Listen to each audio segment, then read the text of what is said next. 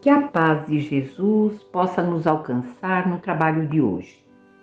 Nós sabemos que Jesus se fez exemplo de trabalho durante sua passagem física na Terra.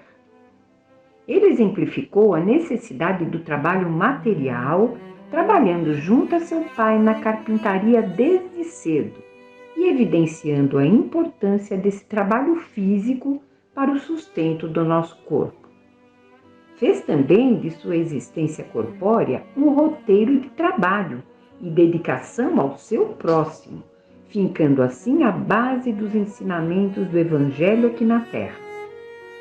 E nós vamos ao Livro dos Espíritos, no capítulo 3, da Lei do Trabalho, em que Kardec vai fazer algumas perguntas aos espíritos sobre esse tema. Vamos lá. A necessidade do trabalho é lei da natureza?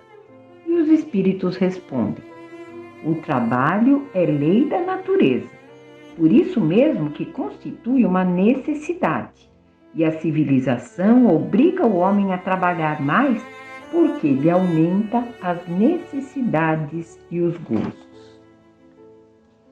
Outra pergunta: por trabalho só se devem entender as ocupações materiais?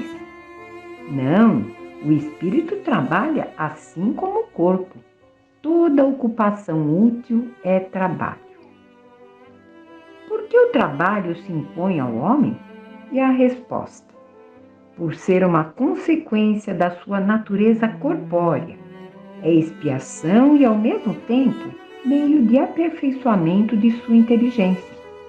Sem o trabalho, o homem permaneceria sempre na infância quanto à inteligência.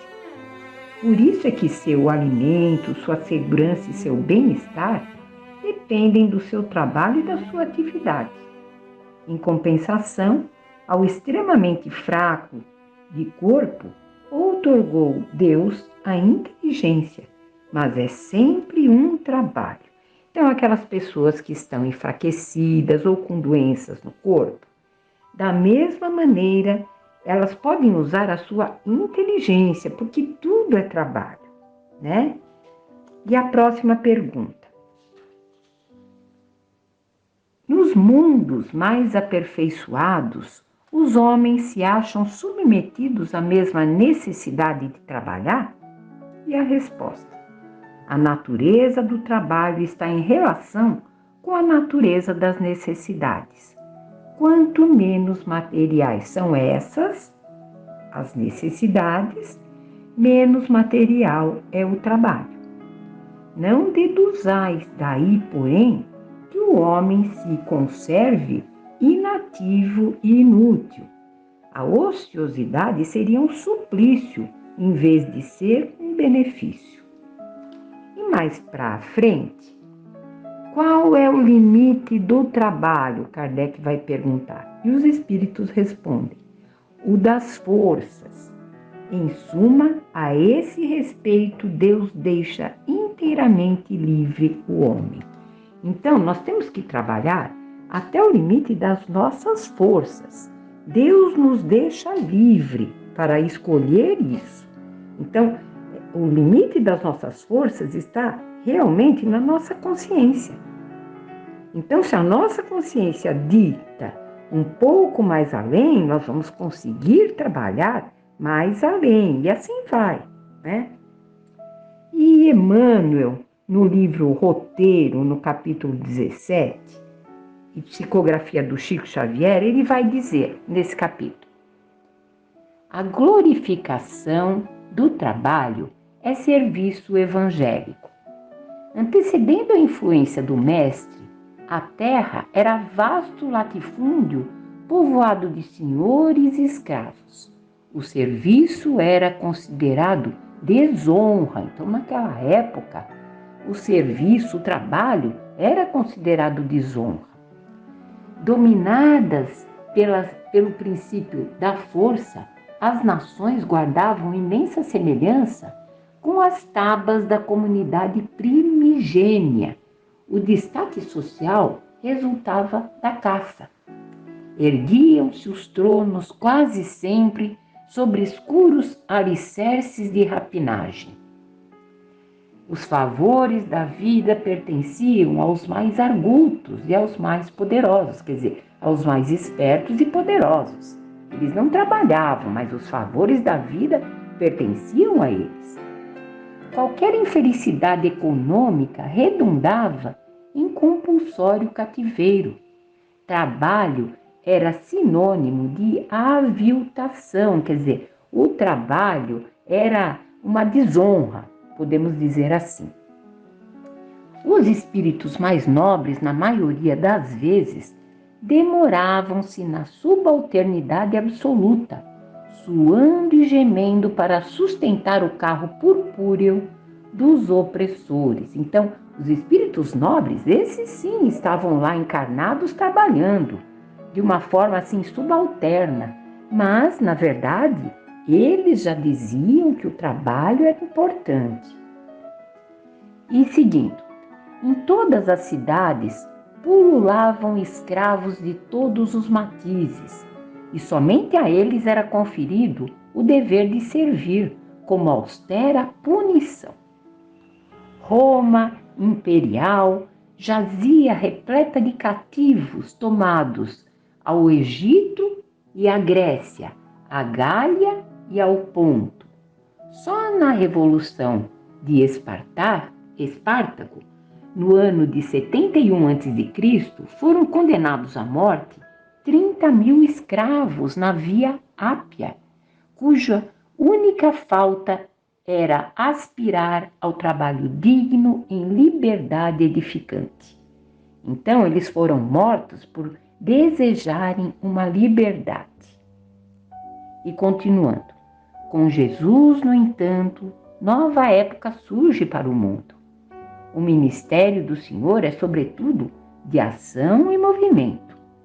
Levanta-se o mestre com o dia e devota-se ao bem dos semelhantes pela noite adentro. Médico não descansa no auxílio efetivo aos doentes. Professor não se fadiga repetindo as lições.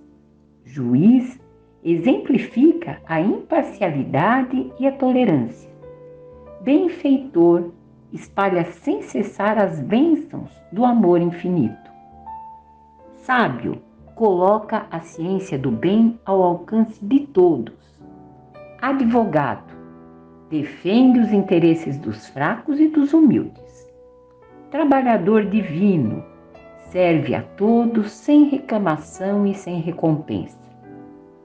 O exemplo do Cristo é sublime e contagiante. Cada companheiro de apostolado ausenta-se, mais tarde, do comodismo para ajudar e ensinar em seu nome, rasgando horizontes mais vastos à compreensão da vida, em regiões distantes do berço que os vira nascer. Mais tarde, em Roma, o desejo de auxílio mútuo entre os cristãos atinge inconcebíveis realizações no capítulo do trabalho. Pessoas convertidas ao Evangelho se consagram inteiramente ao serviço com o objetivo de amparar os companheiros necessitados. Espalham-se aprendizes da Boa Nova nas atividades da indústria e da agricultura, das artes e das ciências, da instrução e do comércio, da enfermagem e da limpeza pública, disputando recursos para o auxílio aos associados de ideal, na servidão ou na indigência, no sofrimento e nas prisões. Há quem jejue por 2 e 3 dias seguidos a fim de economizar dinheiro para os serviços de assistência ao próximo, sob a direção do pastor. O trabalho passa, então, a ser interpretado por bênção divina. Paulo de Tarso, transferindo-se da dignidade do sinédrio para o duro labor do tear, confeccionando tapetes para não ser pesado a ninguém e garantindo por esse modo a sua liberdade de palavra e de ação, Paulo de Tarso é o símbolo do cristão que educa e realiza, demonstrando que a claridade do ensino deve aliar-se à glória do exemplo. E até hoje, honrando no trabalho digno a sua norma fundamental de ação, o cristianismo é a força libertadora da humanidade nos quadrantes do mundo inteiro. Emmanuel.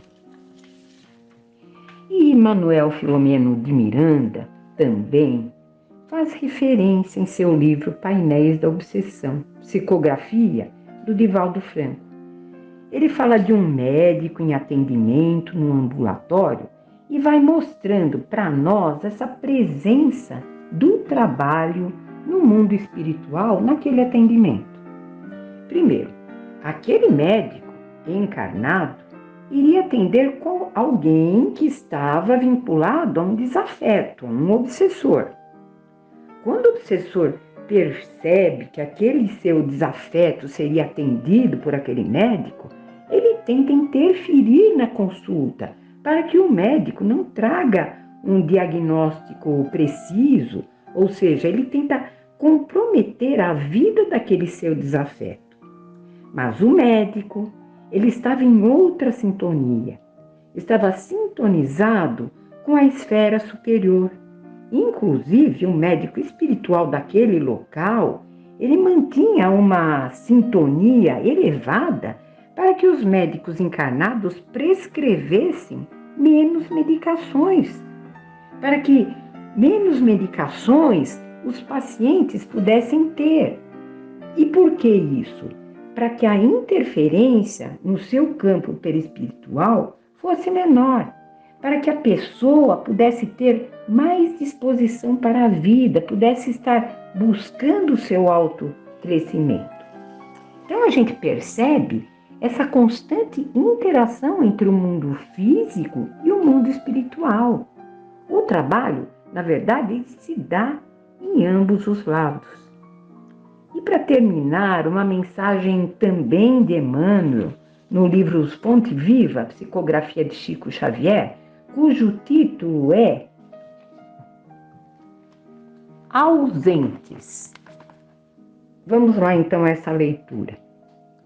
Tomé, descontente, reclamando provas por não haver testemunhado a primeira visita de Jesus depois da morte, criou um símbolo para todos os aprendizes despreocupados das suas obrigações.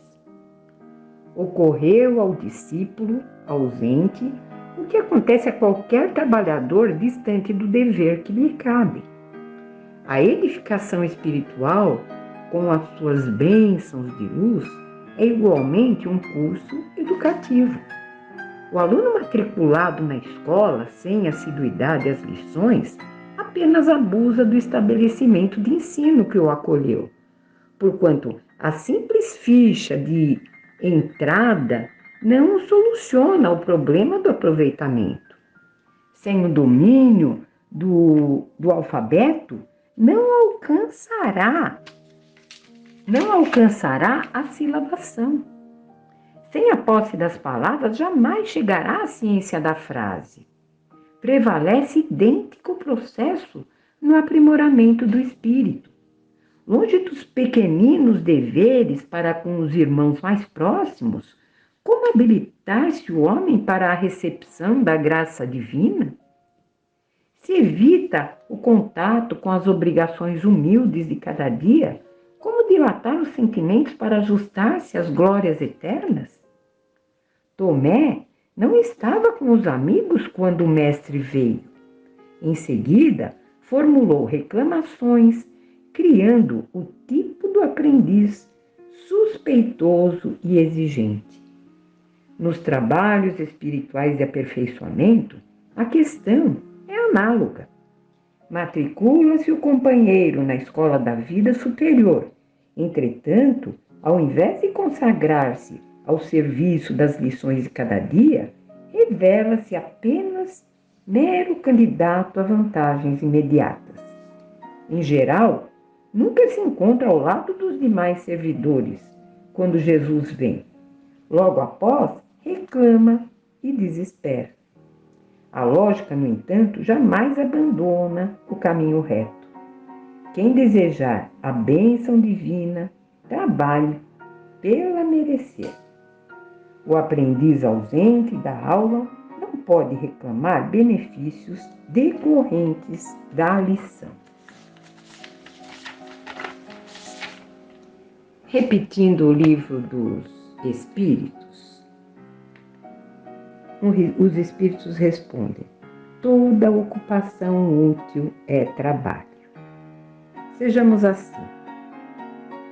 Os apóstolos, os discípulos, como Tomé, ele acaba sendo um exemplo para todos nós, para toda a humanidade. Sempre estarmos unidos ao trabalho, que é o que nos fará melhores algum dia. Que Deus abençoe nossas reflexões de hoje e até uma próxima oportunidade. Que assim seja.